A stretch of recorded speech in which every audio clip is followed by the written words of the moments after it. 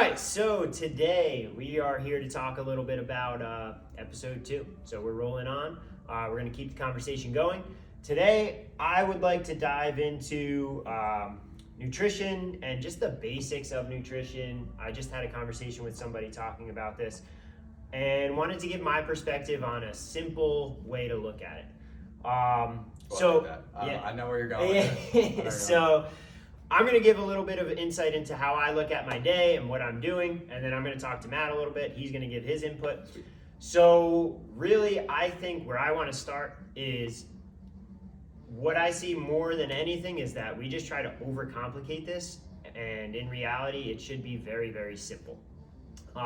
That's going to be my main point. Matt, if you want to chime in here, kind of help me summarize where I am right now. I mean, it is really simple. I think in the beginning we get intimidated, especially by all of the ways that social media says that we can or should be doing this. Yeah. But when it comes down to it, it's really easy once you develop your favorite strategy or mentality of looking at it. Absolutely. So to simplify this, I think where most people make the first mistake is, as Matt was saying, we got all of this information. What's the important stuff? We get overwhelmed. We have too much information in our head and we just shut down because there's too much and we don't know what to do. And when we don't know what to do, we freeze. So first of all, we're here to help you. So if you do want help, come and set an appointment up with either of us. We're happy to help you. If you're not a member here, get a discovery call with us. We'll help you out. That's number one. Number two, we need to know and understand like where we are. So what are we starting with, right? Awareness. So I could do the same thing with a lot of different things, but let's stick with food. Most of us are working on a 2,000 calorie day diet. Mm-hmm. So we have a 2,000 calorie budget for the day. And most of us have zero idea how much we're actually eating in a day or how much we're actually burning in a day. Mm-hmm. So if that's the equation and we have to balance that equation, if we don't know what those values are, how in the world are we ever going to balance that equation? So I just wanted to start there and kind of dive into that. Any input that you have there would be awesome. But well, I think you're going to go in this direction, but looking at it as a budget. Yeah. And just like we would look at our financials, right? Like if you make money and you spend more money than you make, you're going to have a difficult time. It's the same way here. So looking at it with that approach seems to make it a little bit more familiar to us. Right. And It'll a lot just easier. Put it into real world perspective. It's like if you have $100 and every day you're spending $150, that's not going to end well in a little bit. Sure. Yeah. Right. And or if am I going to choose to, if ice cream costs, 650 calories, is that worth it out of my 2,000 calorie budget?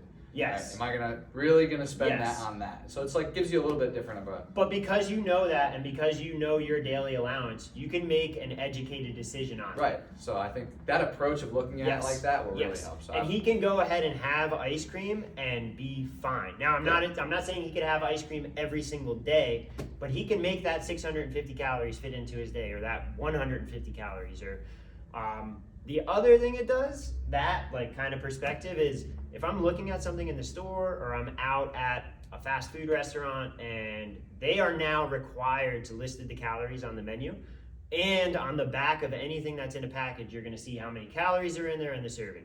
If I flip that cookie over, that donut over, and there's a big 450 staring at me, that's 25% of my day. Is that really worth 25% of my day? Most cases and most times you should be able to say no. But you should feel good about saying no because you have that conviction, you have the knowledge to make that decision. Yeah. So I think that's huge.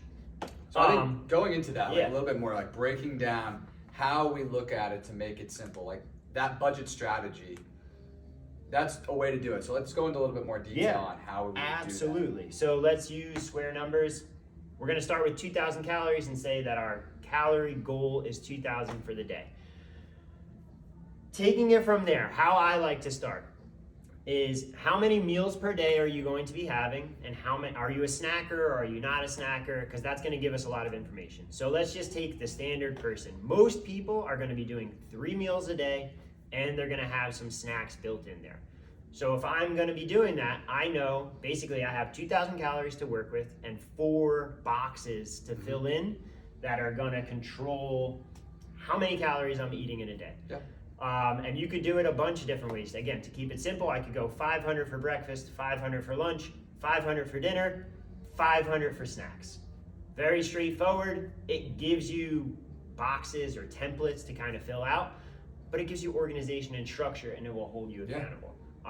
Anything that you want to add into kind of that scenario that will help or give so you that some blocks perspective. the blocks make it simple, right? And I feel like then we get very specific, like, oh, okay, my snacks need to be 500 calories, my breakfast needs to be 500 calories, and it doesn't need to be that specific, right? Those are just guidelines for us to use and say, all right, we're going to try to eat around here, right? But if you know through understanding and awareness after tracking or whatever it might be that your breakfast is less than that, and that's okay, you give yourself some leeway, and you can have some spillover into some of your other boxes, right? So it doesn't always need to be 500, 500, 500. Right. Or I work out in the mornings and I need a little bit more food in the morning, so my breakfast is going to be 600 and my lunch is going to be a little bit less. But now we have the vision, we can help you, you can kind of see it yourself. It gives you some clarity, it gives you some direction. The other thing that I wanted to dive into here is that's where I like to start, and that's why we encourage you to log your food to start, because it's just going to show you your day. It's just going to give you an overview. It's not to, feel like crap or get yelled at or anything like that. We're here to help you. And the more effort and honesty you put into that food log, it's going to help us help you, but it's also going to just help you see, and facts are facts. They are telling you the truth. They're going to tell you the story. You can then choose to take that information and learn from it, or you can choose to ignore that information. But ultimately, that's going to be what helps us reach our goals. Absolutely. Awareness is so important. Once you establish the awareness and you understand this is what I'm doing now, this is the habits I want to adjust and change, you then have a much easier time making the deliberate choice to make those changes. They may not be easy, but you'll be more aware of that, and it's very much more present, and you'll be able to make that choice, right? So you know where you're going. It makes the decision easier. Yeah, absolutely. So cool. That's kind of one big area that I like to cover and start with. The next question that we get a lot of is macronutrients. How many fats and protein and carbohydrates, and that's all great, but really what it comes down to is calories in versus calories out. Yes, we want whole foods in there. Yes, we want certain proportions for our macros. The one thing that I will say, and where I encourage people to start with when it comes to macros, is protein. Look at your protein. Let's set a protein goal.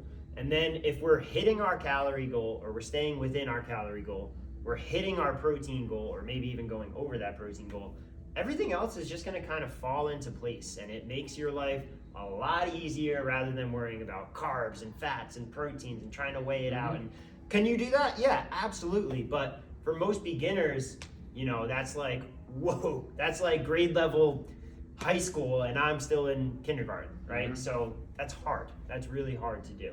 Absolutely. We've done the tracking thing. Yeah. We've done the macro tracking, and it is a lot. It's unnecessary to do that. Again, we just want the awareness of, if we're working out and resistance training, are we getting enough protein to refuel our bodies and build that muscle? Are we eating the right amount of calories to burn fat or burn weight, or if lose that weight is your goal, right? calories. If that is your goal, is weight loss, then your calorie intake needs to match your goals. Right. Very simple. The last thing, go ahead. Do you have anything?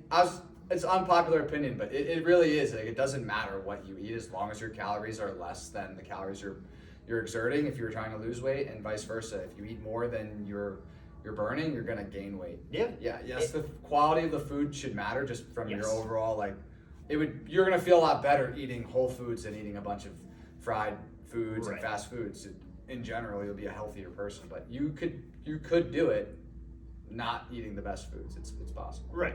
The better quality food you have, really what that's going to help out with is like long-term health, longevity, energy, how your body does, like energy, how you're feeling day to day. Recovery. Right. So you can control your weight, maybe not eating the best foods. Obviously, we're going to encourage you to eat whole foods, but that's why we just wanted to make that point that it is so important to know your calories and know where you stand. Build awareness. Yeah, man. The last thing I wanted to say is, This one stings a little bit, but it's the truth, and you're gonna need to hear this at some point. So we see people all the time who tell us they want to make a change in their lives, they want to feel better, they want to have this change, this transformation in their life. The one thing I will say is, and it's okay to take it one step at a time, that's totally fine, but if you want to see a change, you need to make a change. It won't always be easy.